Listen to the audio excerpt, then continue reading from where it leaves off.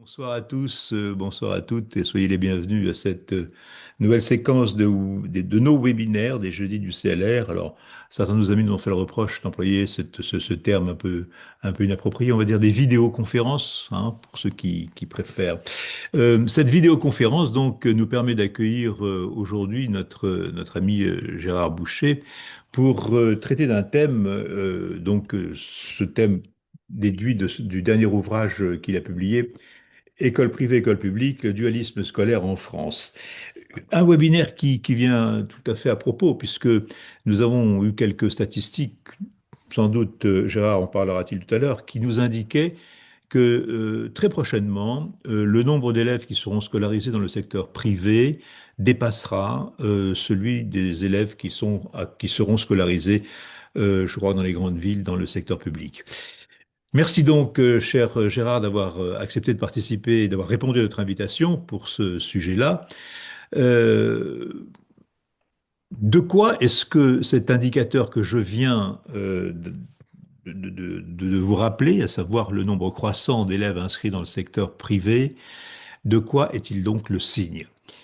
D'une faillite de l'école de la République, d'une volonté croissante de confier à l'école la formation des consciences de nos enfants? Je ne sais quelle autre raison, peut-être allons-nous en débattre. Je voudrais simplement rappeler que ce que je fais régulièrement lors du débat le vote de la loi de séparation des églises et de l'État, le représentant de l'Église catholique, alors l'abbé Guéraud, avait déclaré que disait, nous avons l'éternité pour prendre notre revanche et l'histoire nous apprend qu'elle vient toujours. Alors, est-ce que c'est aujourd'hui, avec cette montée en puissance des revendications de l'école privée, l'heure de la revanche pour ce secteur-là? Je, je me réfère à la page 97 hein, de l'ouvrage de Gérard, lorsque Gérard a écrit la stratégie employée par une église pour tenter de retrouver les positions perdues à la fin du 19e siècle. Voilà, comme d'habitude, je vous rappelle que notre objet n'est pas de vous dispenser de la lecture de cet ouvrage, mais bien de vous y inviter. Je ne vais donc pas le raconter, vous allez donc écouter Gérard, vous pourrez ensuite poser toutes les questions qui vous viendront à l'esprit, je les reformulerai et je proposerai à Gérard d'y répondre.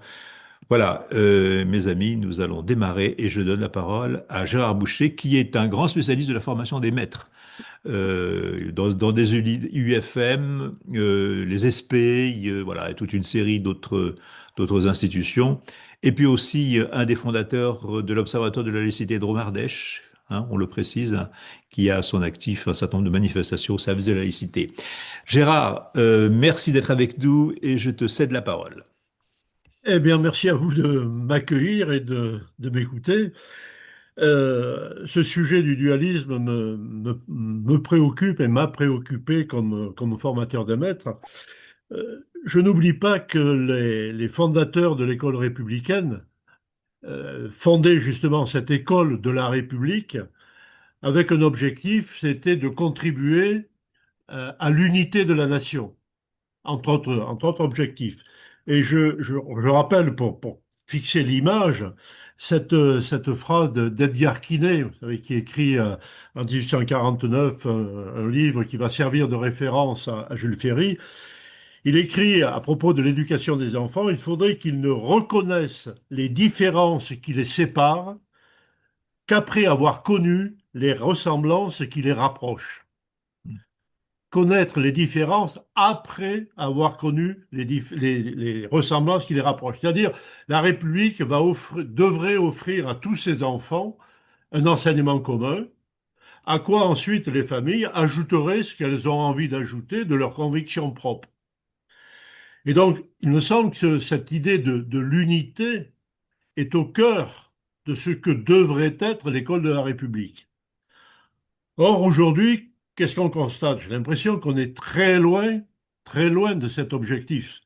Alors, tu as rappelé quelques chiffres qui nous annoncent, j'allais dire, la catastrophe. C'est-à-dire que dans une dizaine d'années, il semblerait que si on suit la courbe actuelle, l'enseignement privé rassemble plus que l'enseignement public. Mais il y a actuellement 12 millions et demi d'élèves en France. Et en fait, il y a trois réseaux scolaires. Il y a trois réseaux. Le système scolaire est divisé en trois. Il y a l'enseignement privé sous contrat, l'enseignement public, et puis il y a les écoles hors contrat. Alors, il faut savoir que l'enseignement privé, aujourd'hui, globalement, rassemble 18% des élèves. 18%. Euh, essentiellement, plus dans le second degré d'ailleurs que dans le premier degré. Dans les lycées, c'est les statistiques du ministère de l'année dernière, 21,6% des élèves de lycée sont scolarisés dans le privé. C'est-à-dire presque un élève sur cinq. Réseau public, réseau privé, réseau d'écoles hors contrat qui se développe à une vitesse exponentielle. En 2024, il y a eu 116 écoles privées hors contrat créées en France, plus d'une par département. 116. Excuse-moi, Gérard, de t'interrompre. Est-ce que tu peux préciser quelles sont les obligations des écoles qui sont hors contrat? Eh Est-ce bien, qu'elles font ce qu'elles veulent? Est-ce qu'ils... respecter les programmes publics et elles sont contrées par l'État pour la salubrité et la moralité. C'est tout. D'accord, Elles font ce qu'elles veulent après. d'accord. 116. Pire, dans l'enseignement, dans le privé, dans le supérieur, en 2020, 15% des étudiants étaient scolarisés dans le privé, dans des établissements privés supérieurs. En 2024, c'est 26%. Plus d'un quart des étudiants sont étudient dans des établissements privés à but lucratif pour l'essentiel ou confessionnel. Je ne suis pas capable de faire la différence. Je n'ai pas trouvé les chiffres des écoles. Voilà. Alors que le projet républicain, c'est un projet d'unité, on voit apparaître l'éclatement privé, enfin public, privé, privé hors contrat. C'est-à-dire, il n'y a pas d'unité du système scolaire. Alors, comment est-ce qu'on est arrivé là? C'est la question que je me suis posée et c'est ce qui a entraîné le travail sur cet ouvrage. Comment est-ce qu'on en est arrivé là? Alors, un petit peu d'histoire, on complétera au cours de la discussion. Il faut toujours rappeler que sous l'Ancien Régime, il y a des écoles qui sont créées par des communautés religieuses, qui sont créées par des mécènes, qui sont créées par des communautés villageoises. Mais l'objectif de l'école sous l'Ancien Régime, c'est faire de bons chrétiens. C'est pas de cultiver, c'est de faire de bons chrétiens. Et l'Église va contrôler veut contrôler et contrôle tout le système scolaire. Je cite souvent, puisque j'ai étudié ça dans ma région, le synode de Vienne en 1702, qui dit: nous défendons à toutes sortes de personnes de tenir des écoles dans aucune paroisse sans notre permission ou celle du curé. Je défends à toute personne. L'évêque de Nyons, c'est mon village natal. L'évêque en visite à Nyons à cette période, 1794, déclare: j'interdis à toute personne, quelle qu'elle soit, d'enseigner les filles et les garçons, soit en public, soit en privé, sans avoir mon approbation. Donc l'Église contrôle, on ne discute pas. Arrive la Révolution. La Révolution 1789, les choses vont être bousculées. Et puis l'objectif de la Révolution, c'est de passer des individus sujets à des individus citoyens. On ne devient pas citoyen naturellement, donc on envisage de créer un système public, un système d'école. Et donc pendant toute la période de la Révolution, les projets sur l'école vont fleurir, et le plus connu, c'est celui de Condorcet, mais il y en a énormément d'autres. Dans un bouquin préalable, le précédent, celui que j'ai fait juste avant, s'appelle Ils Oui. ont pensé l'école de la République. J'identifie Talleyrand, le PLT de Saint-Fargeau, etc. Pour des raisons politiques, pour l'essentiel, tous ces projets scolaires de la Révolution n'aboutiront pas. Mais l'idée d'une école publique, le besoin d'un enseignement public est formulé et défendu Et on considère que l'éducation, c'est plus un privilège, c'est une nécessité. C'est une nécessité pour faire pour faire des citoyens sortir de cette situation de sujet, pour faire des citoyens. Mais une idée dominante dans toute cette période, c'est l'idée de la liberté individuelle.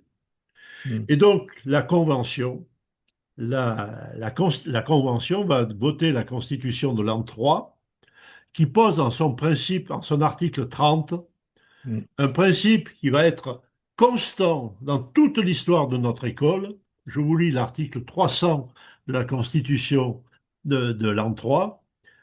Les citoyens ont le droit de fonder des établissements particuliers d'éducation et d'instruction, ainsi que des sociétés libres pour concourir au progrès des sciences, des lettres et des arts. Les citoyens ont le droit de fonder des établissements. Et cette liberté de l'enseignement sera jamais remise en cause dans toute l'histoire. Et on a là le cœur, la racine de l'existence, de la légitimité de l'enseignement privé. L'enseignement privé, il découle de ce choix politique de la Révolution de garantir la liberté individuelle, la liberté de conscience et la liberté individuelle. La liberté de conscience ne va pas sans la liberté de l'enseignement. Et il y aura un débat en 1880, au moment de la création des lois scolaires, il y a un débat sur l'État doit-il prendre le monopole de l'éducation? Et il y a un certain nombre de gens, dont le député de Nice de l'époque, euh, le Mélenchon de l'époque, qui veut interdire tout enseignement privé. Seul l'État doit contrôler l'enseignement. Jaurès, Buisson et les autres disent c'est pas possible. Dès lors que nous avons proclamé la liberté de conscience, nous sommes logiquement porteurs de la liberté de l'enseignement. Et donc, cette constitution de l'an 3, elle pose un principe qui est la force, qui est l'honneur des républicains, mais qui en même temps va être la source de leur faiblesse, puisque Oui. idéologiquement, on s'interdit d'établir un monopole de l'État, on reconnaît le droit à tous les citoyens, à toutes les collectivités de créer, toutes les églises de créer leurs écoles. Évidemment, on pose que l'État ne financera que ce qui est commun. Mais ce qui est particulier a le droit, a une légitimité à exister. Et c'est avec ça qu'il va falloir se dépatouiller. Je pense, j'y reviendrai éventuellement. La Révolution ne met pas en place de système scolaire, hein, en réalité. Il va falloir attendre 1880, les lois scolaires, la victoire des Républicains aux élections de 1879, pour voir se mettre en place ce qu'avaient pensé les révolutionnaires. Et pendant toute cette période, de 1789 à 1880, un siècle en gros, c'est ce que j'appelle l'âge d'or des congrégations. Oui. Pourquoi? Parce que les communes, toutes les communes, on a compris qu'il fallait éduquer. On a compris. Et toutes les communes créent des écoles. D'abord des écoles de garçons, puis ensuite des écoles de filles. J'ai étudié la situation dans mon département, le département de la Drôme. En 1850, toutes les écoles, toutes les communes du département avaient une école de garçons. 1850, c'est-à-dire 30 ans avant l'obligation. C'est-à-dire que l'idée d'une nécessité de l'éducation est présente. Mais quel est le problème? On n'a pas d'enseignants. Mm. On n'a pas d'enseignants laïcs formés. Donc, qu'est-ce qu'on fait? On fait appel aux membres des congrégations qui peuvent enseigner grâce à ce qu'on appelle à l'époque la lettre d'obédience. Il suffit d'être membre d'une congrégation, le chef de la congrégation signe un bordereau, le monsieur un tel en religion, frère machin, peut enseigner. Et donc les communes font appel à ces congréganistes. Ce qui fait que l'enseignement public est encore contrôlé par les congrégations et par l'Église. Euh, il y a officiellement des écoles privées et un enseignement public, mais l'enseignement privé est alimenté dans son encadrement par les congrégations. Et là, j'ai quelques chiffres. Le dictionnaire de Ferdinand Buisson donne des chiffres assez fabuleux. En 1870, donc 10 ans avant les lois laïques, il y avait en France 28 congrégations enseignantes d'hommes autorisées, 28. Pour les filles, j'ai vérifié le chiffre à plusieurs reprises tellement il est impressionnant, il y avait 508 congrégations de femmes autorisées. C'était souvent des autorisations mixtes, soignantes, enseignantes. Dans les hôpitaux, les sœurs ouvraient des classes pour les filles. 508 autorisées et 362 non autorisées. C'est-à-dire qu'il y a un potentiel là d'encadrement qui est fabuleux et les communes puisent là-dedans parce que les congrégations rémunèrent leurs enseignants. Ce n'est pas les communes. Les communes offrent le local, créent l'école, mais l'enseignant est gratuit. Et donc on va vivre comme ça jusqu'en 1880, 1882, 81, 82. Et cette emprise des congrégations sur l'enseignement, qui fait qu'il n'y a pas de distinction, il n'y a pas de différence entre l'école publique et l'école privée, ça pose un problème à l'État. Et Napoléon III va lui-même s'en émouvoir. Et en 1861, il demande au gouvernement de veiller à maintenir l'équilibre entre l'enseignement laïque et l'enseignement congréganiste. Parce que le poids des congrégations lui pose un problème Mais à cette époque, le poids de l'enseignement laïque, quel est-il politique à la limite. pour- Et donc, et pendant toute cette période, pardon, le je, poids de l'enseignement laïque à eh ben, il n'y a pas d'enseignement laïque en D'accord. réalité, puisque les écoles municipales sont encadrées à 90%, plus de 90% par des sœurs ou par des frères que, par ironie, on appelle souvent les frères ignorantins. Et Oui. donc, il y a une réaction du pouvoir public, et avec l'arrivée des Républicains, les Républicains vont essayer de reprendre en main le système, laisser les écoles privées, puisque idéologiquement, on est pour la liberté de l'enseignement, mais de développer un système public d'éducation. Et c'est là toute la série des lois républicaines. Je vous les rappelle. La toute première, c'est 1879. C'est la loi qui fait obligation au département de créer deux écoles normales, une pour les garçons, une pour les filles. L'idée qu'il faut former des enseignants laïcs, le premier acte politique. On cite souvent les lois sur la gratuité et l'obligation, mais 2 ans avant, les républicains se préoccupent de former des enseignants. Mm. Obligation de créer deux écoles normales. En 1881, c'est la décision sur la gratuité. Oui. En 1882, c'est les décisions sur la laïcité et l'obligation. En 1886, c'est la loi Goblet qui reprend tout le système et organise l'ensemble du système et qui pose ce principe que l'encadrement de l'enseignement public devrait être assuré par un personnel laïque. On décide que la situation que j'ai décrite pour la période entre la Révolution et 1880 exit, il faudra que dans l'enseignement public, il y ait simplement des enseignants laïcs. Alors, il va y avoir tout un processus de remplacement progressif. Les congréganistes hommes auront 5 ans pour décider soit de rester en poste, soit de défroquer. S'ils restent en poste, ils devront défroquer. Et s'ils veulent rester congréganistes, ils quitteront l'enseignement. Et pour les sœurs, c'est au fur et à mesure des départs à la retraite qu'on remplacera les sœurs par des laïcs. Sachant que depuis 1880, 1879, on a des écoles normales qui sont censées fournir des effectifs pour encadrer les écoles publiques. Qu'est-ce qui se passe? Un certain nombre de congréganistes défroquent et restent enseignants dans le public, et toute une partie de congréganistes s'en vont. Et ça pose des problèmes dans les communes. Et il y a beaucoup de communes qui se bagarrent tout en étant laïques pour garder leurs enseignants. Oui. Parce que l'école normale ne leur fournit pas. Et puis il va y avoir deux lois qui sont deux lois majeures.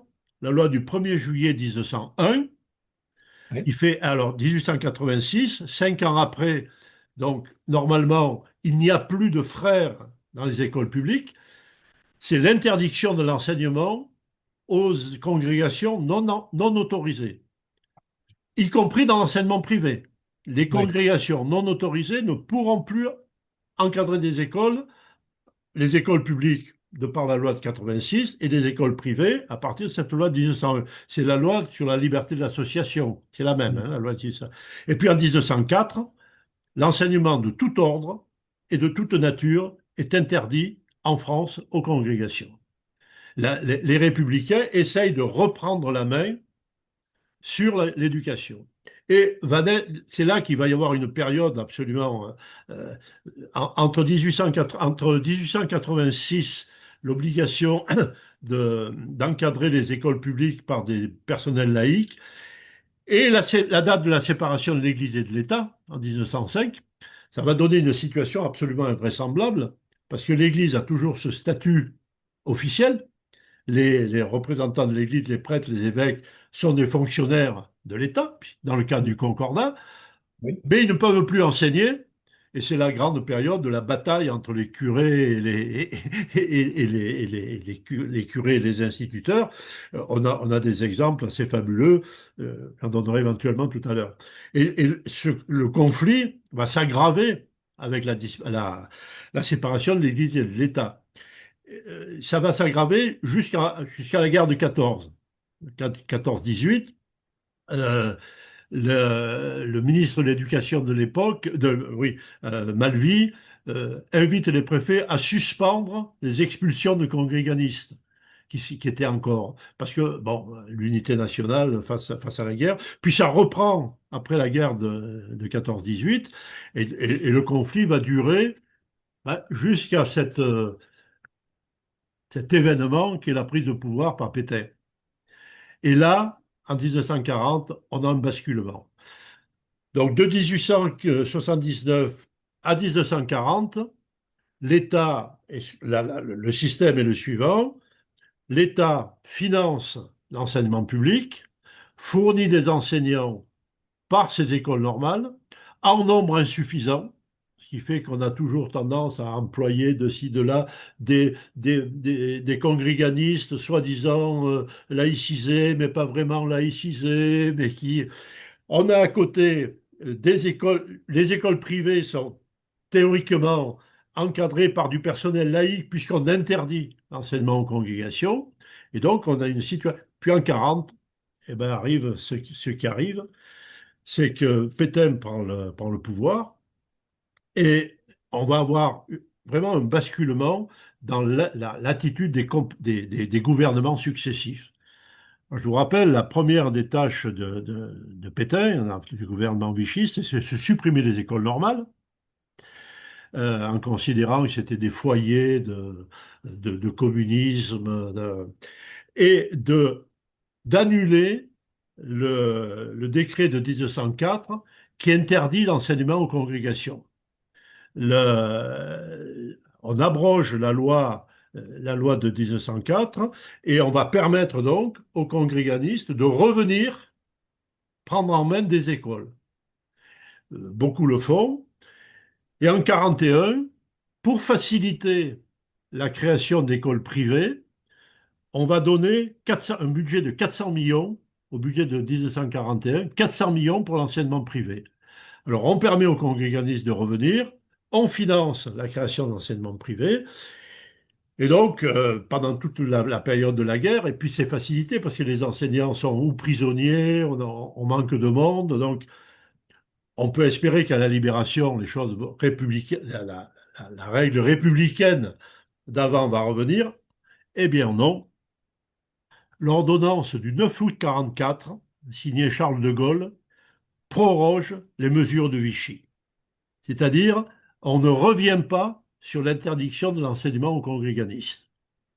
Et donc, on continue à subventionner l'enseignement privé, et ça va monter en puissance jusqu'à nos jours.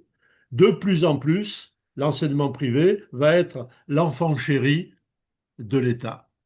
Ça commence en 1951, donc 45, on n'abroge pas la législation de Vichy, d'accord? 1951, loi Marie Baranger, on Oui. décide qu'on donnera des bourses aux enfants qui suivent, des bourses d'État aux enfants qui suivent l'enseignement dans les écoles privées. Et il y a un évêque de Rennes, qui a bien vu la chose, et je vous cite, le soir du vote de la loi Barranger, en 51, l'évêque de Rennes dit, cette loi est la première brèche par laquelle tout le reste passera. La première brèche par laquelle... Mm. Et il avait raison, le bougre. Parce que 51, 8 ans après, c'est la loi de Bray, qui est la mère de toutes les batailles.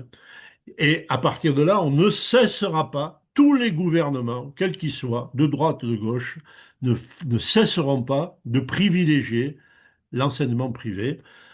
Alors la loi de Bray, bah, c'est une victoire de l'Église, puisque je vous rappelle, la loi de Bray, ça commence par dire l'État proclame la liberté de l'enseignement, c'est une tradition républicaine, et en garantit l'exercice aux établissements privés régulièrement, en garantit l'exercice. C'est-à-dire l'État va donner les moyens de faire vivre cet enseignement privé. Et Debré, quand il présente cette loi, qui sera votée, publiée le 31 décembre, a dans son discours de présentation des phrases qui expliquent bien la situation dans laquelle on va se trouver.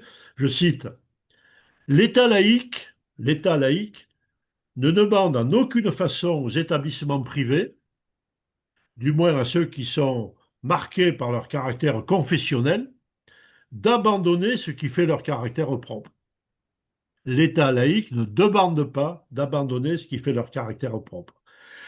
Et il ajoute, toujours dans le même discours, il est parfaitement admissible qu'une part de l'enseignement puisse demeurer entre les mains de maîtres qui, par leur religion, ont sans doute un caractère particulier, mais qui n'ont pas moins de titres à participer au service public de l'éducation.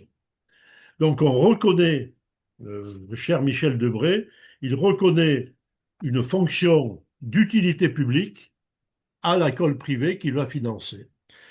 Et après, eh bien, Nicolas Sarkozy n'avait fait que reprendre la logique. absolument, mais après, Ouais. tous les gouvernements feront la même chose. Et après, ben, c'est le martyrologue de la laïcité, avec la loi Germer, qui va renforcer la loi Debré, puis qui va régler, qui va aligner complètement les maîtres du privé, et notamment s'agissant de leur retraite, sur les enseignants du public. Ça va être les accords langue cloupée, où donc un ministre socialiste, cette fois-ci, l'État va prendre en charge les frais de formation des enseignants du privé. C'est la loi Carle qui Mm. fait obligation aux communes de financer le privé, même lorsque l'enfant est scolarisé dans une commune qui n'est pas la commune de résidence de ses parents, si ce n'est pas une incitation à aller au privé. Et puis la loi qui fait obligation de l'enseignement à 3 ans, qui est la loi Blanquer, c'est la dernière, c'est un peu la cerise sur le gâteau, puisque lorsque Blanquer fait voter cette obligation à 3 ans, tout le monde dit c'est très bien, c'est une lutte contre l'inégalité, contre l'échec scolaire, sauf que déjà, la plupart, il y avait 90% des enfants de 3 ans qui étaient scolarisés, mais les écoles privées confessionnelles ne pouvaient pas passer contrat puisque l'enseignement n'était pas obligatoire. Dès lors que l'enseignement devient obligatoire à partir de 3 ans, on ouvre des écoles privées, on passe contrat et les communes sont obligées de financer l'école maternelle privée. Et donc, il y a un lent martyrologue de cette laïcité. Et vous voyez, ça monte en puissance. On démarre en 51, Ouais. on accorde des bourses aux élèves du privé et on arrive en 2006 à financer complètement, quasi complètement, l'enseignement privé. Je dis quasi complètement parce que c'est- le- on ne sait pas combien coûte l'enseignement privé aux finances publiques. J'ai pointé, alors je vais retrouver le texte, mon texte. C'est la fondation, une fondation qui est spécialisée dans le recueil de fonds privés pour l'école privée, qui estime à 82%, 82%, le pourcentage du financement, 82% du financement de l'école privée est financé sur fonds publics, soit par l'État, au titre du paiement des salaires des enseignants, des retraites, etc., soit par les collectivités territoriales, par les communes qui versent le forfait d'externat, soit par des dotations particulières.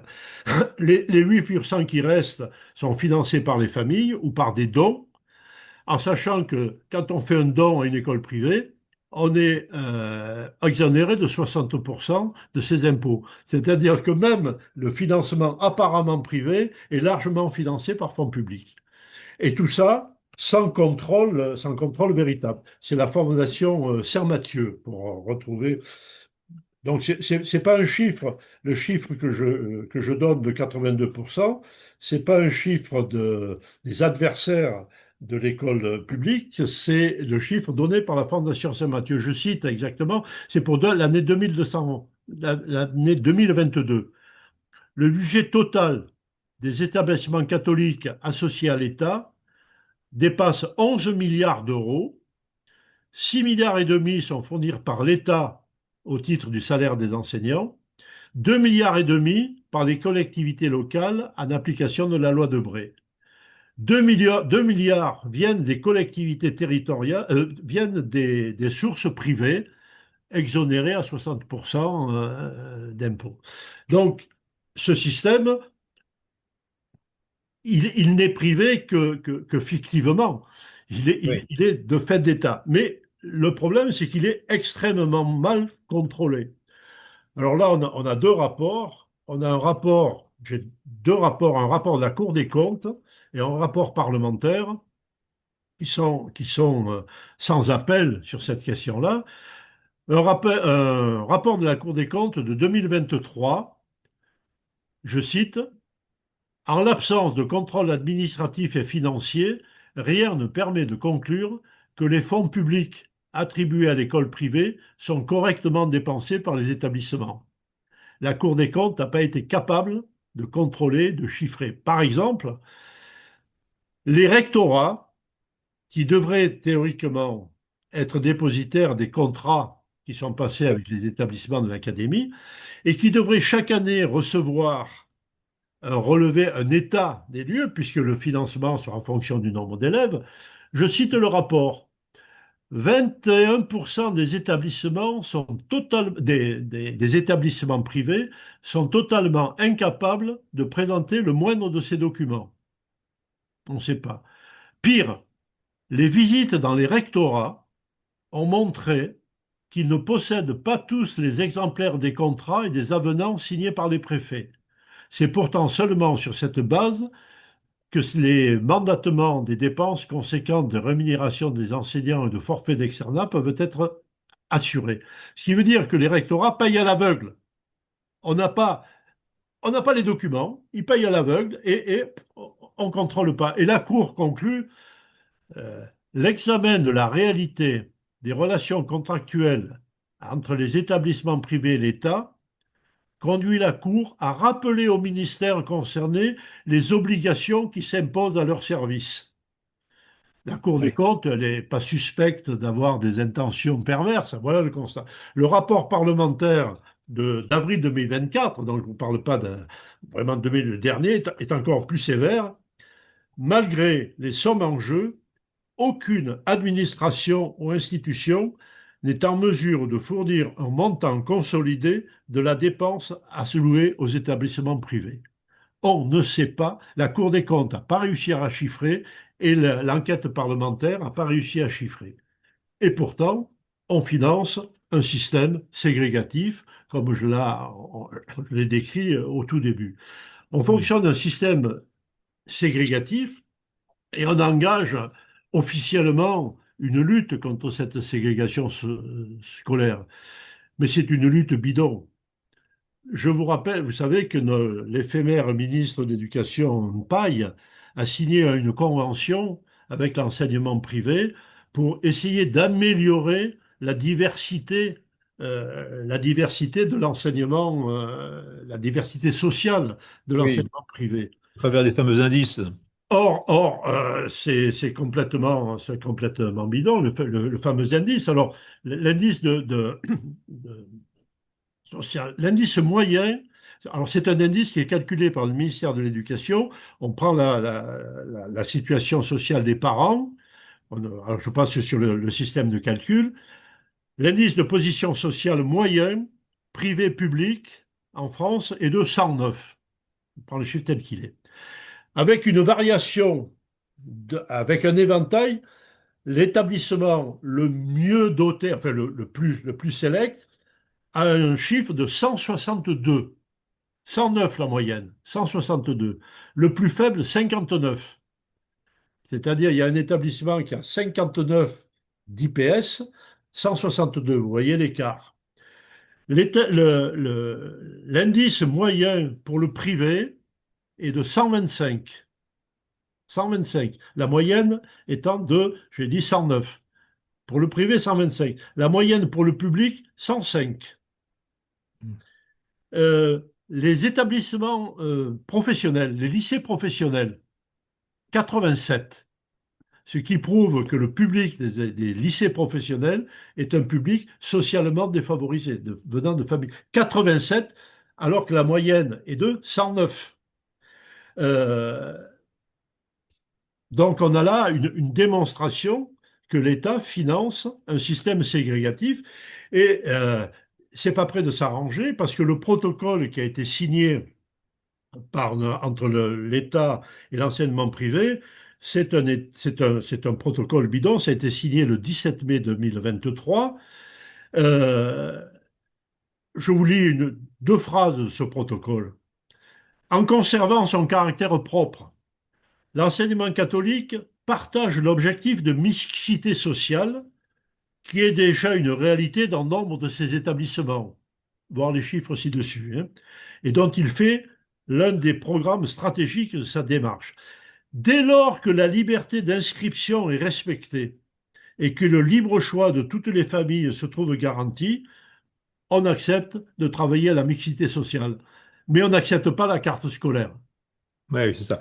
Et, Gérard, l'État, en contrepartie, alors là, c'est fabuleux, euh, l'État s'engage à sensibiliser les collectivités territoriales pour ouvrir aux élèves des établissements d'enseignement privé les mesures sociales dont bénéficient les élèves de l'enseignement public. Je traduis, la cantine, ce n'est pas une obligation, mais bon nombre de collectivités financent la cantine de l'école publique. Et donc la convention avec l'État s'engage à sensibiliser les collectivités territoriales pour ouvrir aux élèves des établissements d'enseignement privé les mêmes mesures sociales, financer aussi leur cantine. Et je connais plein de communes dans mon département. Euh, et alors, cerise sur le gâteau, la moindre mixité constatée dans les établissements catholiques d'enseignement peut être notamment due à une autocensure des familles moins favorisées qui considèrent que les établissements privés leur sont inaccessibles. Il convient donc d'améliorer l'information des parents sur les conditions d'accès aux différents établissements. L'État s'engage à faire de la pub pour les enseignements privés parce qu'il considère que s'il n'y a pas beaucoup d'enfants d'ouvriers dans les établissements privés, c'est parce qu'ils sont mal informés. Et je finirai par un dernier point, alors qui me paraît, lui, le plus idéologiquement et politiquement le plus grave, c'est que ce financement de l'école privée qui monte en puissance depuis la libération, c'est le financement d'un enseignement prosélyte. Alors on nous raconte à tour de bras que l'école privée et l'école publique, finalement, il y a les mêmes programmes, on fait les mêmes choses. C'est pas grave, et l'enseignement privé participe au service public d'éducation. Sauf que je fais observer que si on parle effectivement dans toutes les écoles des croisades, on ne doit pas en parler de la même façon dans une école privée et dans une école publique. Bien qu'on respecte le programme, on enseigne les croisades. Et je renvoie à la lecture d'un document qui est à mon sens, indispensable à connaître, mais qui est mal connu. C'est le document qui a été voté par l'Assemblée des évêques de France, là, évêques et cardinaux de France, en 2013, qui porte statut de l'enseignement catholique. L'Église nous dit, voilà ce que c'est que l'enseignement catholique. Et c'est un document extrêmement important. Je vous lis quelques articles. L'article 17, par exemple, le caractère ecclésial de l'école, le caractère ecclésial, entendez bien, est inscrit au cœur même de son identité d'éducation scolaire. L'école catholique fait partie de l'Église. Le caractère ecclésial de l'école est inscrit au cœur de son identité scolaire. L'article 22. Chaque projet se nourrit des orientations de l'Église qui appelle à créer pour la communauté éducative une atmosphère animée d'un esprit évangélique. Le projet doit donc engager la communauté éducative à proposer à tous la bonne nouvelle de l'Évangile transmise par la tradition et le magistère de l'Église. Proposer à tous. Nous, enseignement privé catholique, nous accueillons tout le monde. Mais bien sûr, l'objectif, c'est d'évangéliser tout le monde. C'est pas moi qui le dis, c'est les statuts officiels, article 22.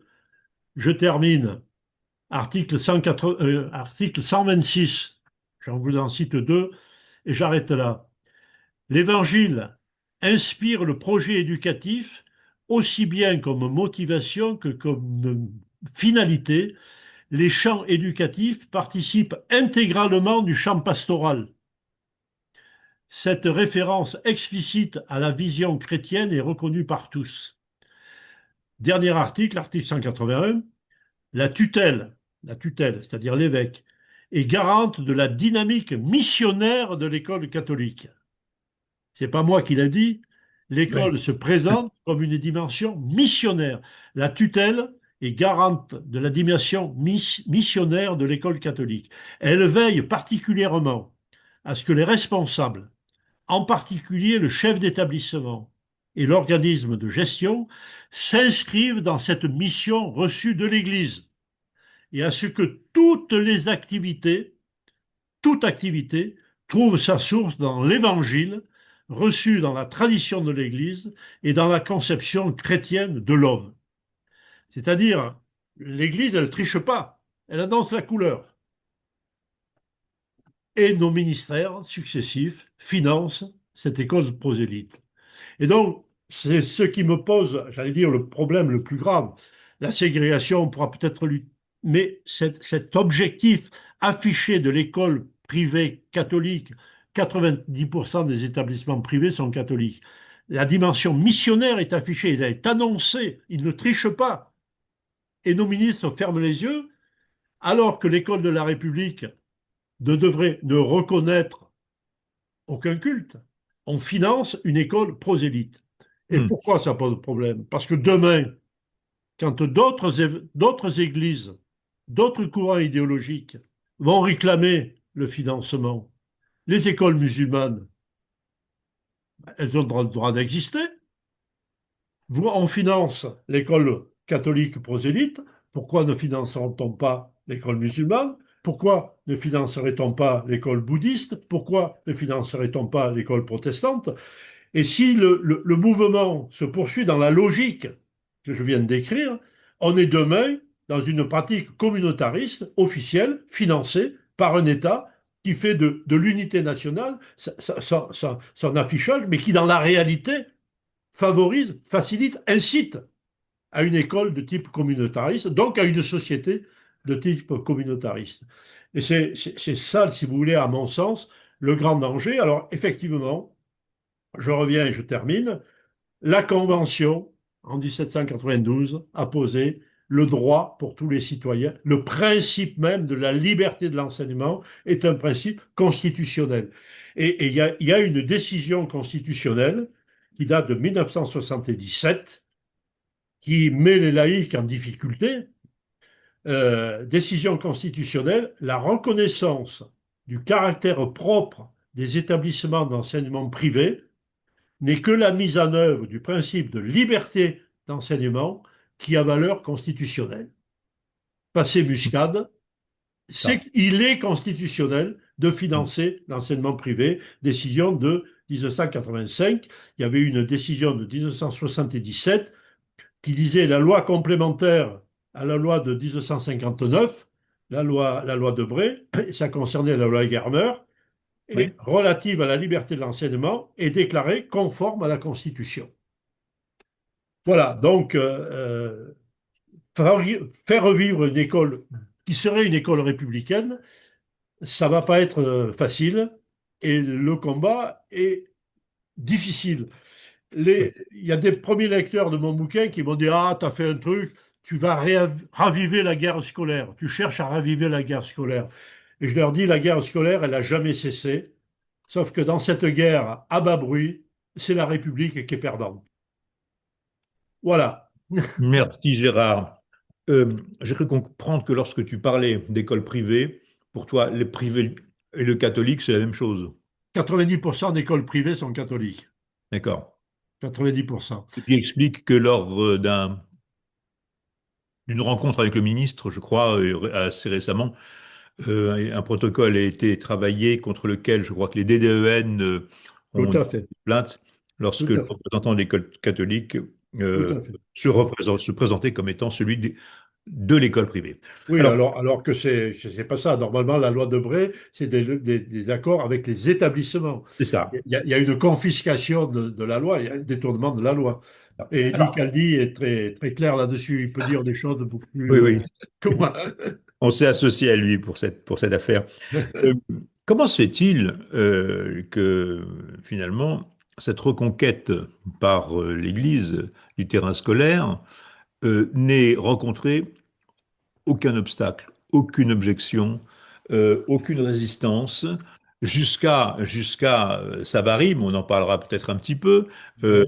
Savary était peut-être Eh oui, mais désespérant, enfin, il a, bon. il a Mais rendu ses comment se armes. fait-il que tous ces gouvernements, droite-gauche, finalement, ont acquiescé?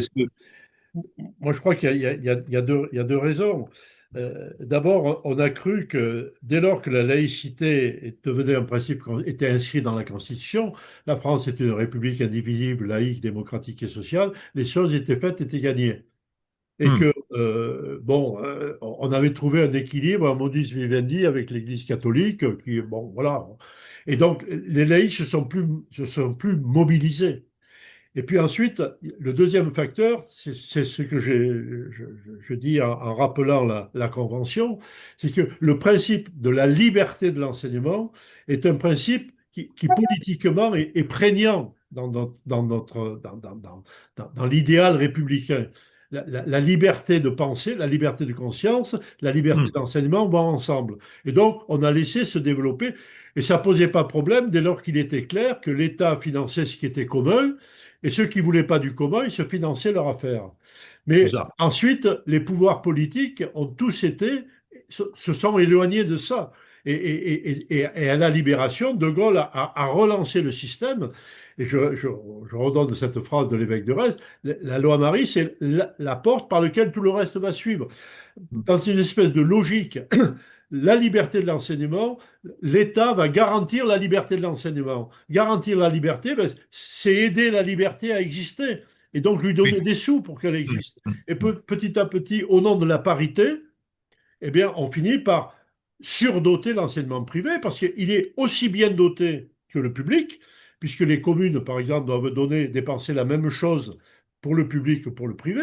Mais comme en plus, le privé peut taxer les parents, peut recevoir des dons, au final, l'offre éducative que propose l'enseignement privé peut être dans certains cas meilleure que ce que Oui. l'enseignement public offre.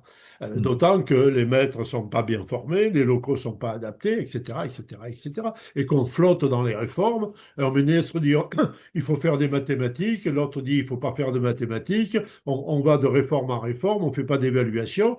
Et bon, voilà, c'est à volo, quoi. Mais ces errements-là, le privé comme le public les subissent, hein. Bah, le privé, moi je suis pas sûr qu'il ait subi parce que le contrôle sur le privé par les autorités. Il faut savoir par exemple que le chef d'établissement il reçoit une lettre de mission de l'évêque. Oui, Donc ah oui. l'enseignement il est contrôlé. Et Hmm. ensuite les financements, il y a des financements privés, il y a des dons qui permettent aux écoles privées de bien vivre, de garantir des taux d'encadrement bien meilleurs que l'enseignement public. Et ils gèrent leur... À partir du moment où ils respectent les programmes, ils gèrent ensuite comme ils l'entendent. Hmm. Et il faut par exemple, dans l'enseignement public, il y a un budget, quand il y a une cité scolaire avec un collège et un lycée, il y a deux budgets. Il y a le budget pour le collège et le lycée. Et il n'y a pas de vase communicant. Dans un enseignement privé, il y a le vase communicant. On peut passer de l'un à l'autre. Les établissements ne sont pas astreints aux règles de la comptabilité publique, par exemple. Hmm. Et on peut balader les subventions. Normalement, l'État finance les enseignants, mais il ne finance pas la catéchèse, par exemple. Oui. L'enseignement privé peut faire des cours de catéchèse. Il ne finance pas. Quand la Cour des comptes fait son enquête, il demande la liste des enseignants payés sur le forfait d'externat. Eh bien, dans plein d'établissements privés, l'aumônier qui fait la catéchèse figure dans cette liste. Et c'est l'État qui le paye. Alors, on va passer aux questions et aux observations. Véronique, qui a dû nous quitter parce qu'elle avait une réunion sur l'école, justement. Les établissements privés, y compris ceux sous contrat, ne sont pas soumis aux mêmes obligations que les établissements publics. Deux points me semblent particulièrement importants. D'une part, la reddition des comptes et d'autre part, les conditions d'accueil des élèves, respect de la laïcité, organisation des espaces scolaires, notamment les cours d'école, etc. Ces différences peuvent entraîner des coûts supplémentaires pour l'école publique. On peut par exemple penser à l'accueil d'élèves issus du privé dans l'espace public, notamment durant des temps de pause ou en dehors du temps scolaire. Par ailleurs, si l'enseignement privé a longtemps été associé à une dimension religieuse ou confessionnelle, il apparaît aujourd'hui de plus en plus comme un choix pour les familles d'élèves de plus en plus jeunes pour des raisons répertoriées. Mhm. Comment penser l'équité entre enseignement public et enseignement privé au regard de leurs obligations? Là, c'est une observation importante et qui revient dans d'autres questions. Le choix de l'école privée correspondrait finalement au choix d'une école de qualité dans un certain nombre de régions, sans finalement adhésion donc aux principes fondateurs de l'école catholique. Oui, tout à fait.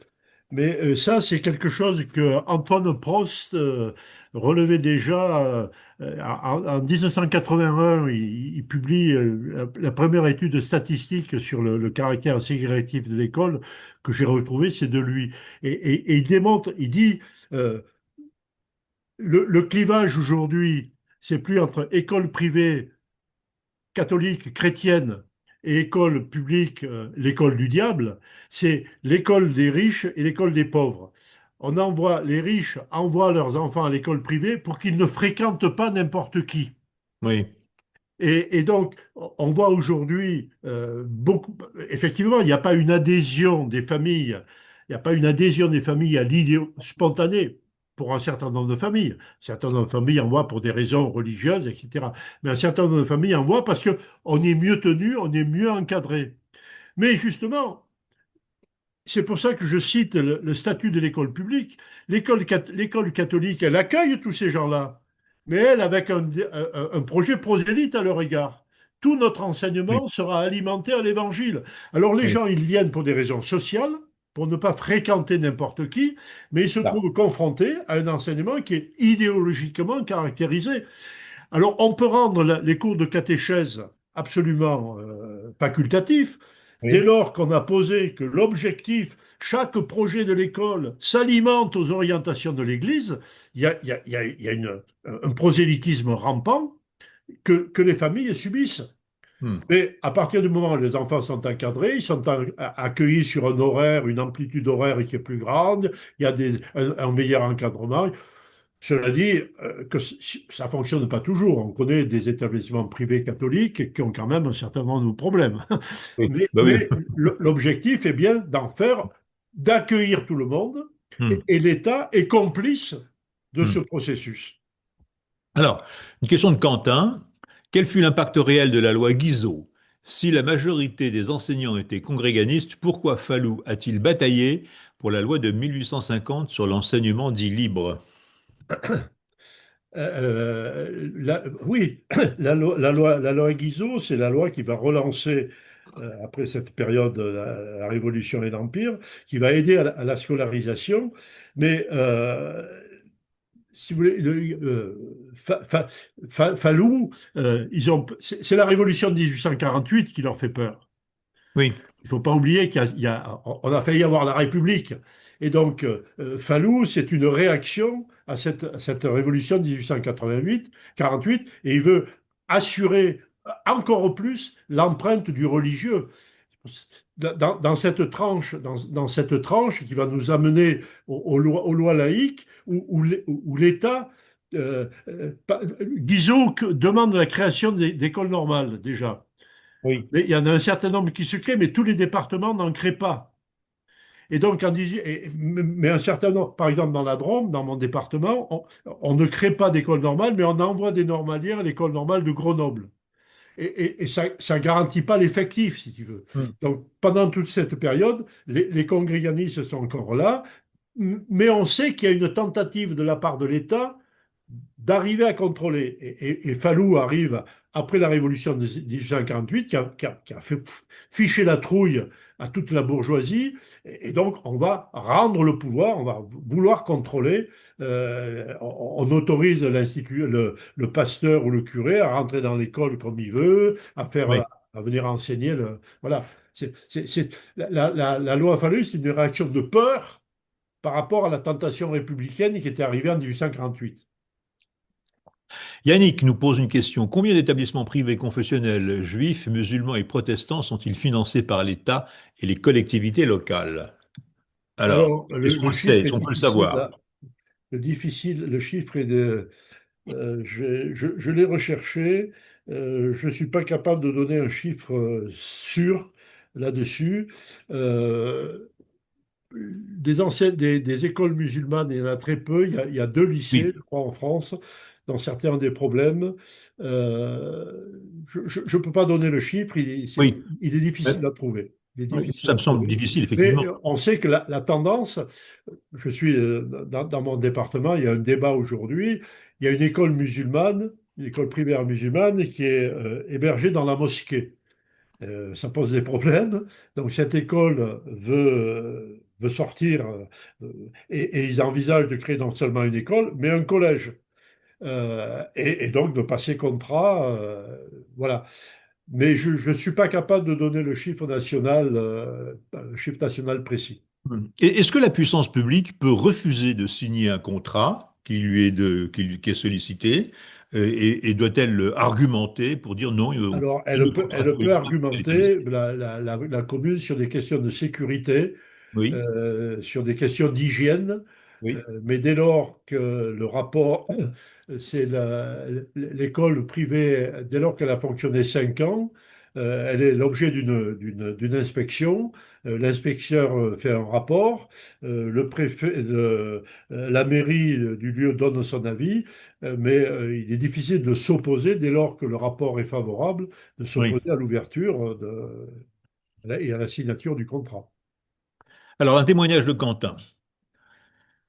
Alors, ayant enseigné dans le public, j'ai constaté le relativisme des jeunes enseignants, peu sur d'eux sur la laïcité, dogme McDo comme Azura, et de ce fait la difficulté d'avoir un discours adulte cohérent face aux élèves, créant des brèches pour un prosélytisme plus ou moins poussé, ce qui est plus que délicat en histoire-géographie. Dans les centres-villes, comme dans les quartiers populaires, les parents les plus à l'aise matériellement sortent leurs enfants du système public, le privé paraissant paradoxalement plus neutre sur le plan de la religion, par ce qui est perçu de la discipline et de l'autorité. On peut penser que progressivement, le discours religieux reviendra plus fort une fois la majorité d'une population scolaire piégée. Comme dit par M. Boucher, c'est un système ségrégatif. Question, comment, par inspection pédagogique ou enquête de la Cour des comptes, peut-on freiner la ségrégation? Ah, Ben, la- l'outil le plus simple, c'est la carte scolaire. oui. C'est l'outil le plus simple. Mais précisément, les établissements privés sont dispensés de la carte scolaire. Et dans le protocole d'accord qui a été signé, que j'ai cité tout à l'heure, l'enseignement privé signe ce protocole sous réserve qu'on ne leur applique pas la carte scolaire et que les familles soient libres de s'inscrire. Et donc, voilà, l'outil, ça serait, et c'est, je pense, ce que voulait faire Savary, euh, Voilà. insérer l'enseignement privé dans le système général où il y avait des établissements scolaires par quartier et toute la population, on allait dans cet établissement. Et c'est ceux dont ils ne veulent pas et c'est ceux dont on les a dispensés et on continue à les dispenser. Donc, moi, je ne vois pas d'autre moyen de lutter efficacement contre cette ségrégation que ce principe-là. Et en plus de doter les établissements de banlieue ou de périurbains d'équipements qui soient à la hauteur des besoins pour donner un encadrement de qualité avec des effectifs qui soient des effectifs raisonnables, avec des enseignants formés. L'intervention d'avant évoquait la formation des enseignants. Effectivement, les Oui. enseignants sont extrêmement frileux parce que d'une part, ils ne savent pas très bien ce que c'est que la laïcité. Bon, je fais beaucoup d'interventions auprès d'enseignants. Euh, L'opinion générale, la dominante chez les enseignants, c'est la laïcité, c'est l'œcuménisme. Dès lors qu'il n'y a plus de bataille entre les religions, on est dans un principe de laïcité. C'est pas ça. Oui. Et donc, ils ont un problème dès qu'il y a une manifestation qui ressemble à quelque chose, une revendication euh, de reconnaissance. Bah, ils se retranchent, ils ne veulent pas, et ils mettent ça sous le tapis. Euh, Énormément d'enseignants font de l'autocensure et on n'aborde pas les sujets difficiles. Hmm, hmm, Lutter contre la ségrégation scolaire, ça passerait par aussi former des enseignants à affronter ces problèmes. hmm. C'est quand même désespérant, hein, de Ben, constater. c'est désespérant parce qu'on ne voit pas apparaître une volonté des gouvernants, quels qu'ils soient, de lutter réellement contre le problème. À un moment donné, je fais dans le bouquin, je fais un répertoire, un petit répertoire de tous les avis qui ont été donnés. Je vais retrouver. Euh, je vais retrouver. Ils sont parfaitement au courant, les gouvernants, mais par exemple, euh, comment il s'appelle notre cher ami, il y a un rapport de 2002 de Jean Hébrard qui posait déjà les problèmes. Najat Vallaud-Belkacem, la ségrégation qui existe dans nos établissements n'est pas un ressenti ou un fantasme, c'est une réalité. Pape Diaye se rattache là-dessus. Bérou écrit dans son bouquin qui s'appelle la décennie des mal appris, l'école amplifie la ségrégation sociale. Allègre fait une note en expliquant que l'enseignement privé est ségrégatif. Donc ils font tous le même constat, mais il ne se passe rien derrière, parce Oui, qu'idéologiquement, oui, on cède aux demandes de l'école privée de ne pas être soumise aux obligations de la carte scolaire. Les familles sollicitent leur inscription, elles sont reçues par le chef d'établissement, le chef d'établissement accepte ou non l'inscription de l'enfant. Dans un établissement public, ce n'est pas le cas. On a une adresse, on vient à ah, l'école du quartier. hmm. Je voudrais Donc, rappeler donc on ne s'en sortira pas, hein. cette conviction On ne de s'en notre sortira ami. pas s'il n'y a pas une volonté politique de s'en Oui. sortir. Alors justement, notre ami Hervé, que tu connais, Oui. nous pose la question suivante. Une question liée au dualisme scolaire n'est-elle pas, à ton avis, aujourd'hui, pour qui sont conçues les politiques éducatives, s'il y en a, surtout avec le turnover des ministres de l'Éducation nationale depuis plusieurs années? Oui. Moi, je crois qu'une question de fond, c'est qu'on définisse que la nation, souvent je développe cette idée-là, aujourd'hui, on ne sait plus très bien à quoi sert le système éducatif. Hmm. J'ai interrogé un député de mon secteur, je lui dis, mais en tant que député, comment tu définirais la mission de l'école? Mais la mission de l'école, pour lui, c'était de lutter contre le chômage. Alors c'est bien, mais c'était de fournir un personnel adapté à l'économie telle qu'elle est. Oui. Et Hmm. en gros, c'était ça, si tu veux. Et c'était pas du tout former un citoyen. Alors c'est honorable de lutter contre le chômage et de vouloir former des gens qui trouvent leur place dans la société. Mais à un moment donné, il faut se mettre en tas et dire qu'est-ce que la nation veut pour son école. C'est ça. Revenir, refaire les débats Ouais.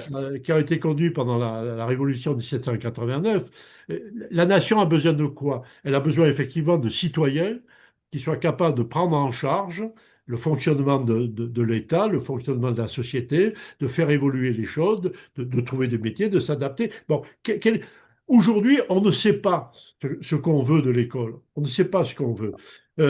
Certains nous ont dit il faut préparer les esprits à recevoir la publicité. Il faut les préparer à s'intégrer dans la société de consommation. Voilà. Donc les enseignants, ils savent plus très bien où ils en sont. Donc Mm. un enjeu fondamental, ça serait de redéfinir Ouais. qu'est-ce que la nation, répondre à cette question, alors faire des états généraux de l'éducation. Qu'est-ce que la nation veut? Et débattre, mettre toutes les options sur la table. On, Mm. on veut un système qui adapte les individus, on veut un système qui libère les individus, qu'on repense tout ça. Aujourd'hui, c'est d'une extrême confusion. Et puis, une fois qu'on a décidé ce qu'on voulait faire du système éducatif, qu'on se dote des moyens de formation du personnel qui va encadrer cette école-là, qui soit Mm. à la fois techniquement, scientifiquement formé et idéologiquement prêt à assumer le projet républicain, le projet de la nation. Aujourd'hui, ça part dans tous les coins. Oui. Notre ami Christian Forestier, qui nous a quittés maintenant Ah, il y a oui, quelques mois, qui fut recteur, qui fut directeur ouais. de ses collèges, qui a été directeur de cabinet de ministre de l'Éducation nationale, qui a traversé un peu cette période, quelles que soient les orientations politiques de ses ministres, avait une conviction. Il disait que la France avait probablement le meilleur système éducatif au monde, mais c'était probablement aussi, et certainement aussi, le plus inégalitaire. Et il disait que toute réforme de l'éducation nationale passait d'abord par une intégration dans un projet de société inamovible. C'est un peu ce que tu viens de dire. Que veut notre nation pour son école? Le- le- le- Toutes les enquêtes au niveau européen montrent que la France est un des pays européens où la ségrégation, où les résultats scolaires sont les plus liés à Voilà, l'appartenance sociale. voilà. Toutes les enquêtes de l'OCDE conspirent à cette Mm. démonstration. Mais je reviens à cette idée de projet. Il y a pas de projet, il y a pas de projet partagé sur l'école aujourd'hui. Il n'y a pas de Mm. projet C'est ça. partagé. On sait pas ce qu'on va faire de notre école. Mm. Ça. Jean. Jean nous dit, ce qui aggrave encore les choses, c'est que cet enseignement privé peut choisir ses élèves, et Ouais. il écrit choisir en majuscule, donc peut écrémer les meilleurs. Elle peut donc sans vergogne se targuer de meilleurs résultats. Il faut dénoncer ce biais sur lequel s'appuie l'Église catholique. Tu confirmes? Ah, je confirme complètement. Et ils tiennent à cette. Cela dit, il y a des établissements publics qui sont des établissements d'excellence. Il Oui, faut pas sombrer oui, dans la sinistrose. oui, Il y a de bons enseignants, il y a de bons établissements publics, mais il y a des établissements publics catastrophiques, hein, où le taux d'abandon, le taux de sortie du système sans diplôme est majeur. Et on ne le trouve pas dans les établissements privés, ça. Donc, absolument. Mais ça, il y a une faute politique de nos dirigeants, quels qu'ils soient, c'est d'admettre et de maintenir ce privilège de cet enseignement privé, au nom de la liberté d'enseignement, de pouvoir choisir ses élèves. Et même d'inciter Hmm. à aller à cette. Oui, La loi Carle, c'est une horreur, quoi. La oui, loi Carle qui dit il y a une école publique, mais je mets mes enfants à l'école privée du village à côté et les impôts municipaux vont devoir payer cette école, quoi. Il y a Hmm. vraiment une volonté de favoriser le privé. Hmm. Mais je ne suis pas certain que les résultats globaux du privé soient bien meilleurs que les Oui, résultats globaux de l'enseignement. C'est vrai que quand les journaux publient les résultats au BEPC ou au baccalauréat, dans les 10 premiers établissements du département, il y a beaucoup d'enseignements privés, oui, d'établissements privés, c'est évident. Mais ça aussi, si tu veux, une des raisons de la crise, c'est à mon sens, le libéralisme devenu comme le principe tout se vend et tout s'achète. oui. Et le système, l'éducation c'est un bien de consommation, c'est un bien de consommation comme une autre. Et donc, ben voilà, c'est, je cite souvent, c'est presque, on croit que c'est de la caricature, mais c'est dans les débats au moment de la Révolution, il y avait des gens qui soutenaient le libéralisme absolu. C'est Mirabeau qui publie un discours sur l'éducation publique. Et il a cette phrase qui est fabuleuse, que les libéraux d'aujourd'hui ne désavoueraient pas. Tout homme a le droit d'enseigner ce qu'il sait et même ce qu'il ne sait pas. Enseigner est un genre de commerce. Le vendeur s'efforce de faire valoir sa marchandise, l'acheteur la juge et tâche de l'obtenir au plus bas prix. Mirabeau. Tu la reprends dans ton bouquin, je Voilà, crois. page 39. Oui, oui. Et donc l'idée que, et ça s'étend à la culture, ça, Oui. l'éducation là, et la culture, ce sont des biens de consommation comme les autres. Et donc c'est des entreprises privées qui les proposent Mm. et ils vendent leurs marchandises. Et à Mm. ce titre-là, une opération qui était intéressante à l'origine, à savoir obliger les établissements à avoir des projets d'établissement, Oui. obliger les équipes pédagogiques à se mettre autour d'une table et dire, voilà, qu'est-ce qu'on veut faire? Ça joue en défaveur. Parce que le projet pédagogique qu'on peut faire dans un lycée de centre-ville bourgeois et le projet qu'on peut faire dans un collège de périphérie, c'est pas tout à fait le même. Et dès lors que les enseignants se mobilisent, les familles regardent les projets et trouvent les biais pour aller à l'endroit, on ne peut pas leur reprocher. Et Mm. donc, une mesure qui était bonne. Tant que prof, j'ai soutenu cette idée, l'intérêt du projet d'établissement. Mais c'est comme la dynamite, quoi. La dynamite, ça peut Oui. être quelque chose de très bien et quelque chose de très dangereux. Et le projet d'établissement, ça peut être quelque chose de très bien et quelque chose de très dangereux. Alors écoutons Jean-Luc. J'entends et je comprends le discours, mais dans cette présentation à lecture laïque à charge, et probablement juste dans sa vision économique et à risque prosélyte, la qualité de l'éducation livrée et reçue est posée. Pour avoir visité de nombreux établissements, je dis souvent aux privés que ce n'est pas pour la qualité des locaux que les parents mettent leurs enfants dans le privé, mais pour l'éducation. Les écoles publiques sont souvent plus belles, notamment pour les godets politiques lors de l'inauguration. Et, poursuit Jean-Luc, comment donc plutôt améliorer et donner envie d'aller dans le public? Ben, il n'y a pas 36. Il faut à la fois leur offrir des lieux, des lieux d'activité intéressants, et il faut leur offrir des activités de qualité.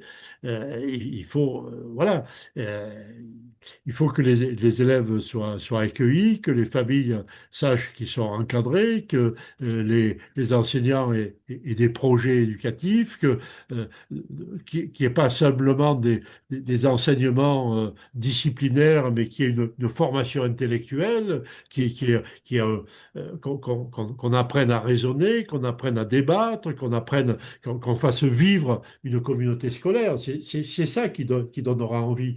Oui, Et qu'on accueille l'enfant, les enfants dans leur diversité, qu'on profite de la diversité pour ouvrir, pour ce que disait Diarquinet, ils connaîtront ce qui les rassemble avant ce qui les divise. On sait les différences, on les reconnaît, on vit ensemble, on repère ce qui est. Voilà, il faut que les écoles fassent rêver, quoi, et offrent quelque chose de positif et pas seulement une garderie, quoi. hmm.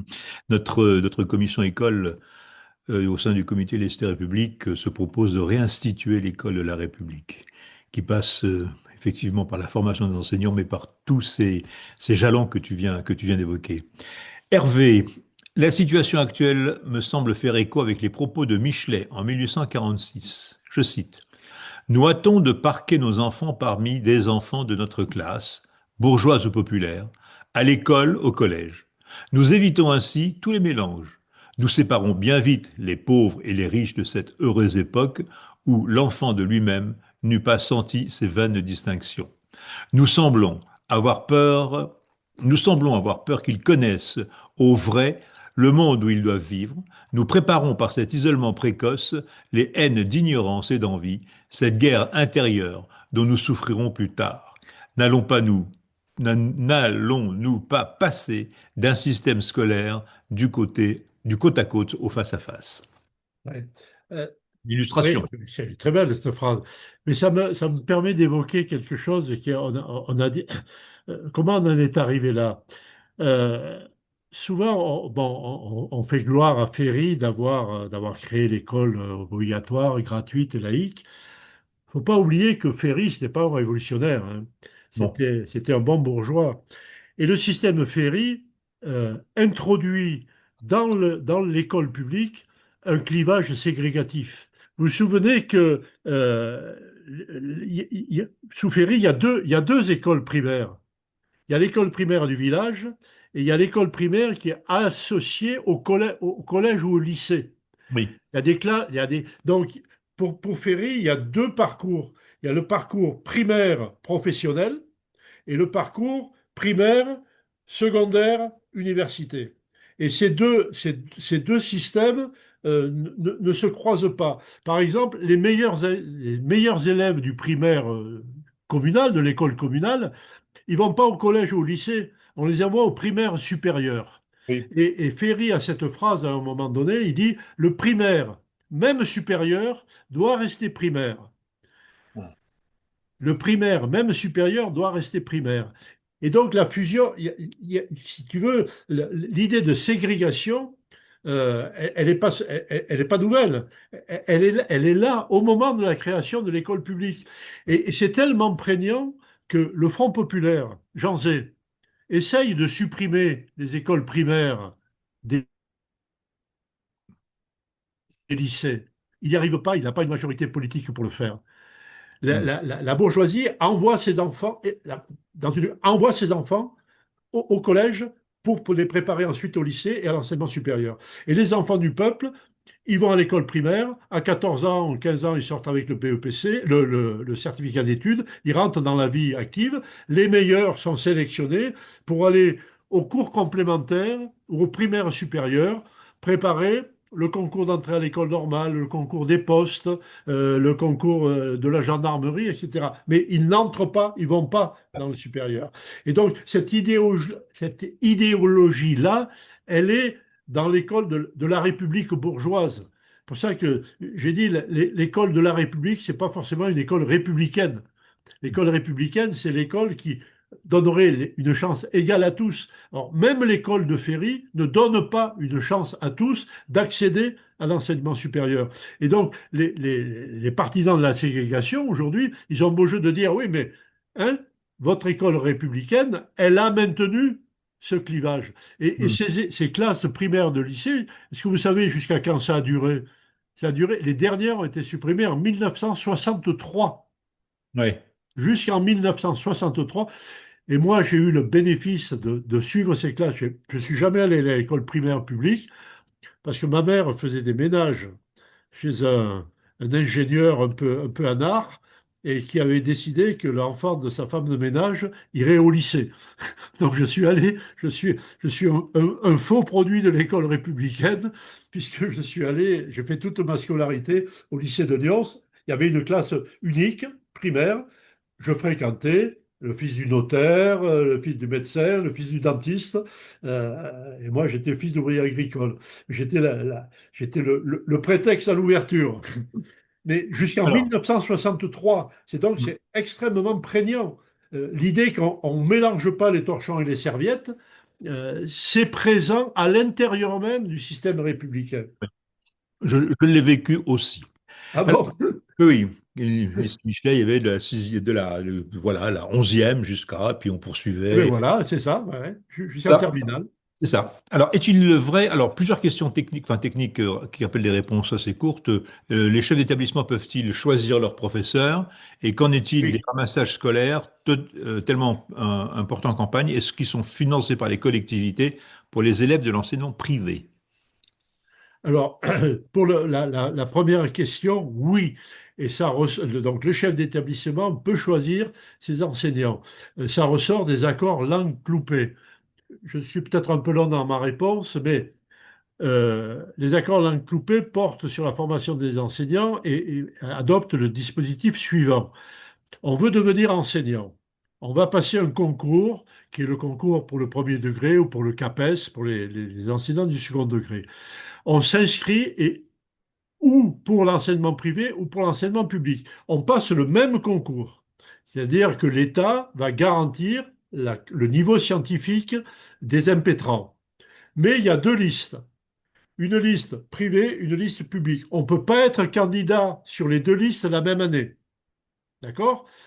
Pour le public, on publie une liste par ordre de mérite, premier, deuxième, troisième, quatrième, en fonction du nombre de postes ouverts à l'école normale ou à l'IUFM ou au centre de formation du second degré. On est pris. Pour le privé, les chefs d'établissement viennent faire leur marché dans la liste des reçus. Ils ne sont pas du tout obligés de prendre dans l'ordre de mérite. Ils reçoivent les candidats et en fonction de l'entretien qu'ils ont avec eux, ils les embauchent ou pas. C'est-à-dire, le chef d'établissement garde la liberté de choisir des gens en fonction de leur proximité au projet d'établissement, à la conformité de... Alors on dit, ouais, mais... alors, c'est vrai qu'ils ont aussi des problèmes de recrutement, donc ça ne fonctionne pas toujours comme ils le souhaiteraient. Moi, j'ai des exemples très précis d'un collègue dont la fille a candidaté pour l'enseignement privé. Elle est reçue, bon, tout se passe bien, et à la fin de l'entretien, le chef d'établissement lui dit, est-ce que vous êtes pratiquante? Et là, la fille répond très honnêtement, non. Eh bien, madame, on vous remercie, on ne l'a pas embauchée. Oui, d'accord. Donc, pour les transports scolaires, ça dépend des municipalités, des collectivités locales. Il y en a certaines qui financent et d'autres qui ne financent pas. Il n'y a pas de règle. C'est comme pour la détermination du forfait Oui, qui doit être versé aux écoles privées. Nous avons fait l'observatoire de la laïcité, on a fait une étude, une année, on a essayé de savoir combien coûtait un élève, combien la commune versait à l'école privée. Et on a vu des écarts absolument phénoménaux, parce que le texte qui règle ce problème est pas clair. Il définit comment on doit calculer le coût d'un élève, mais il laisse la porte ouverte à des tas de chiffrages. Par exemple, dans telle commune, en calculant le coût d'un élève du public, on intègre une partie du salaire et des indemnités du maire et du salaire du secrétaire général, du directeur général des services, en disant il travaille pour partie pour l'école, donc il faut intégrer dans le coût. Ce qui donne, je vais vous donner quelques chiffres, dans la Drôme, pour l'année 2015, un peu ancienne, la ville de Romans-sur-Isère versait un forfait de 581,86 € par élève du privé. La ville de Saint-Paul, 581. La ville de Saint-Paul-Trois-Châteaux, c'était 780. La ville de Montélimar, c'était 842. 500 dans une ville, 700 dans une autre, 800 dans une autre. C'est ce qui explique aussi que l'État soit incapable, comme il n'y a pas de service qui centralise tout ça, de calculer combien globalement coûte pour la nation l'enseignement privé. Donc voilà, les règles qui s'appliquent au privé ne sont pas les règles de la fonction publique. Donc le chef d'établissement a une autonomie et ensuite les collectivités locales ont une marge, un jeu. Et vous voyez, là c'est d'ampleur, entre 500 et 800. oui, oui. Il y a une Mm. commune qui verse 500, l'autre verse 800. Alors les communes favorables à l'enseignement privé font le calcul en intégrant plein de choses. Elles intègrent le coût des sorties scolaires, des classes de vertes, etc. Puis les communes qui ne sont pas favorables au privé essayent de restreindre. Il y a pas d'unité du système. C'est ça. Alors, Élie, d'abord te remercie. Ensuite, il a une question. Est-ce que, une question sous forme de constat, peut-être d'accusation, les gouvernements successifs n'ont-ils pas fait preuve de faiblesse, d'hypocrisie, d'un excès de confiance par rapport aux citoyens de créer des écoles? Bon, Moi, répondu. je pense pas que c'est un excès de confiance. C'est un choix politique et idéologique. Ouais. Depuis la libération, le thème, c'est la parité, l'enseignement privé fait partie du service public d'éducation, il a Mhm. à être traité à parité, et on fait semblant d'ignorer que, outre la parité, ce système privé peut bénéficier de financements beaucoup plus larges qui viennent d'ailleurs. C'est pas du tout de la confiance, c'est un choix politique. Voilà.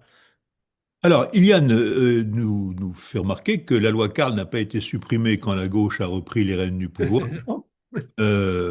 pas plus que la loi Debré. La loi Debré avait suscité, je crois, une pétition pour Ah oui, les gens qui a reçu. susciter le serment de Vincennes. Voilà, ça monte de scène, Eh oui, absolument. eh oui. Et ça a été On sans avait effet. juré de ne pas se séparer tant qu'on n'aurait pas. C'est Bon, ça. eh oui, eh oui. Alors, Yannick, la démocratisation des savoirs et des compétences demande de restructurer le système scolaire en acceptant que les élèves soient au départ inégaux en connaissances et en compétences. Comment donner plus de moyens, plus de temps, voire plus d'années d'apprentissage pour que tous les jeunes deviennent plus capables, plus capables et plus instruits. Là, Ah ben ça, c'est le problème. Le vieux prof d'école normale que je suis, c'est souvent posé ce problème. Ce que je crois, c'est que ça passe par. Il faut donner aux enseignants les outils disciplinaires qui maîtrisent les disciplines qu'ils enseignent, mais aussi les outils psychologiques, les outils didactiques. C'est un métier compliqué d'être enseignant. Il faut avoir un bagage complet en connaissances scientifiques, connaissances psychologiques, connaissances didactiques, connaissances pédagogiques, qui vont me permettre, quand je suis en face d'un élève, d'apprécier sa situation et de savoir comment je vais travailler avec lui. C'est pas en regroupant des élèves qui présentent les mêmes difficultés dans des sections spéciales. C'est vraiment en formant des enseignants qui, en face de leur groupe d'élèves, d'une vingtaine d'élèves, savent diversifier leur pédagogie en fonction des besoins des gamins. Parce que si on fait des groupes de niveau, on sait très bien que les groupes de niveau, les groupes de compétences, on les appellera comme on veut, ils aboutissent toujours à renforcer les différences et à renforcer les distinctions. Je suis persuadé qu'il faut que dans une classe est forcément hétérogène. Les gamins n'arrivent pas avec le même patrimoine culturel, pas avec la même appétence pour connaître. Et c'est à l'enseignant de savoir repérer comment il faut qu'il s'y prenne, comment il faut qu'il propose aux uns tel exercice, comment il faut qu'il propose aux autres tel exercice, comment il met des enfants en coopération pour s'aider les uns les autres. C'est ça l'originalité du métier d'enseignant. Et donc, moi, je suis persuadé que traiter les différences, c'est pas faire des filières spécialisées en fonction d'eux. Il y a eu un moment, je ne sais pas si tu te souviens, il y avait les classes pré-professionnelles du niveau, oui, les oui, CPPN, les IBM, CPA. oui. Oui. Euh, ça a pas, ça renforçait les différences, ça les annihilait pas. Les différences, elles ne s'effaceront que dans le cadre d'une communauté éducative qui sera gérée par une équipe d'enseignants capable d'identifier et d'adapter. Euh, c'est un vrai chantier, ça. C'est un vrai C'est un vrai chantier. chantier. Et c'est pas ce qui se fait, si tu veux. Euh, Ouais. Là encore, on a augmenté le niveau de compétences scientifiques des enseignants en portant. Moi, j'ai commencé ma carrière en formant des gens qui avaient été recrutés en troisième, puis après au bac, puis après au DEUG, puis après à licence. Maintenant, il faut un master. Donc, on a augmenté le niveau de compétences disciplinaires des gens, mais on n'a pas accompagné d'une amélioration du niveau de compétences didactiques, pédagogiques, psychologiques. Le métier d'enseignant, c'est un métier polyvalent. Il faut être psychologue, il faut être pédagogue, il faut être savant, il faut être. euh, c'est dur et c'est long de former un enseignant. C'est dur et c'est long. Et si on remet pas à plat ce problème-là, euh, on n'en sortira pas et on ne traitera pas le problème de la différence qui devrait être des différences qui devraient être compensées pour donner une égalité des chances, on ne le traitera pas de façon efficace. On se contentera de constater les différences et à la sortie du processus, les différences seront renforcées. Il n'y a que l'activité pédagogique des enseignants en équipe pluridisciplinaire, avec des psychologues, avec des pédagogues, avec des spécialistes qui peut faire bouger ça. Moi, je suis pour Merci. maintenir l'hétérogénéité des classes, mais former des enseignants à gérer cette hétérogénéité. Merci Gérard. Je t'invite à participer aux travaux de notre commission sur la refondation, sur la réinstitution de l'école de la République. Quand Merci vous en tout cas voudrez. pour ces éclairages. Merci à vous tous, chers amis. Je vous rappelle que nous nous retrouverons l'année prochaine pour une plongée dans l'actualité, puisque nous recevrons Didier Idjadi qui nous parlera d'Iran et de laïcité. Ouf, N'oubliez pas que ce webinaire, ce sera à votre disposition sur notre site. Bonne soirée à tous et je vous dis à jeudi prochain. Merci. merci à tous.